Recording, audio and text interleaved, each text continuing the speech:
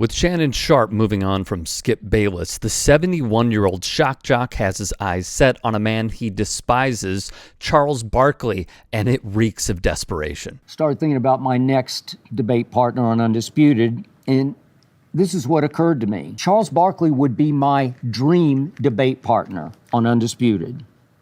I would dive out of bed every morning out here in Los Angeles at 2 o'clock in the morning to get to work with Charles. Please, Charles, please come and please work with me, this damn idiot. Please. What a joy it would be to do battle every day with Charles Barkley live on television. This comes as Bayless's Undisputed show takes a 2-month break because they simply cannot find a replacement for Sharpe. I could semi-retire.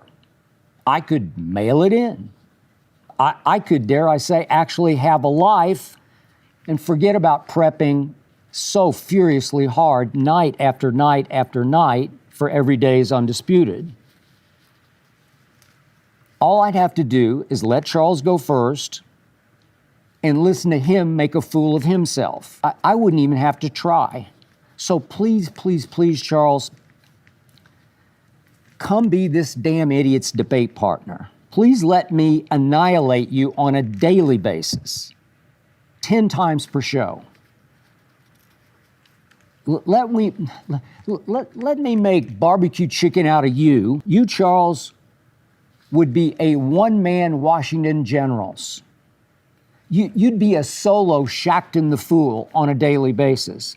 You'd be the equivalent of an Adam Morrison. This is a man who clearly sees the writing on the wall and knows there simply are not a lot of takers sitting opposite of him via Front Office Sports.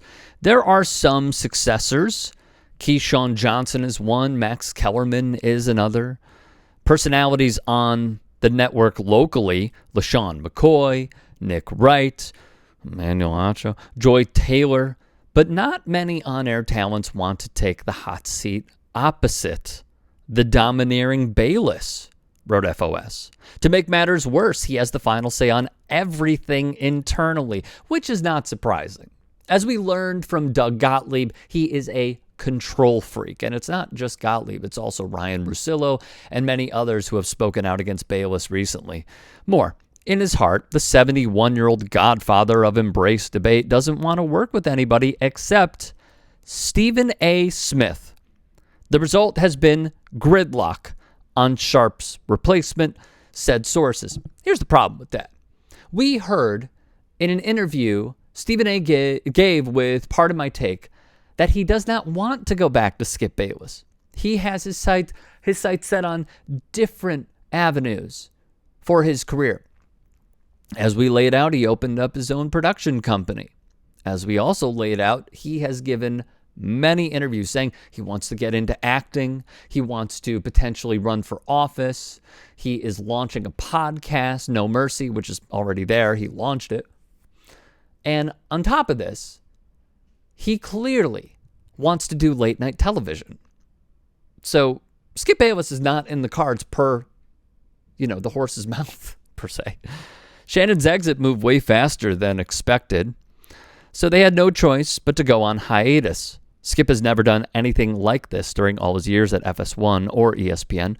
Not being on the air during all these NBA moves is killing him. I understand, okay? I get it.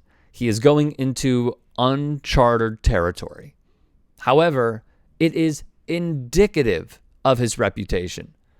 Through his nonsensical takes and using LeBron James as a pawn to become very rich and famous, to his cringe-worthy Instagram posts dancing in a Ezekiel Elliott jersey or, acting his way to throwing away a Cowboys jersey in the trash.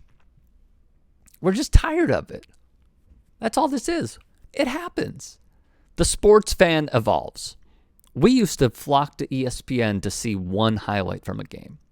Now we have it at the click of a button on our phones. My thought process is this. They are going on hiatus because they either don't love anybody internally. That sound, by the way, was one of these things coming off. They don't love anybody internally, though. I do love Joy Taylor to fill that role because I think her clips would go very viral. I don't love Emmanuel Acho. I think Nick Wright is in a good spot. Probably doesn't want to sit opposite Skip Bayless because he likes where he is right now. I think that show is also better than Undisputed. And for Skip Bayless, he doesn't want it to end. But I believe in his heart of hearts, he knows that this is the likely conclusion as the sun sets on his career. Harsh, but true.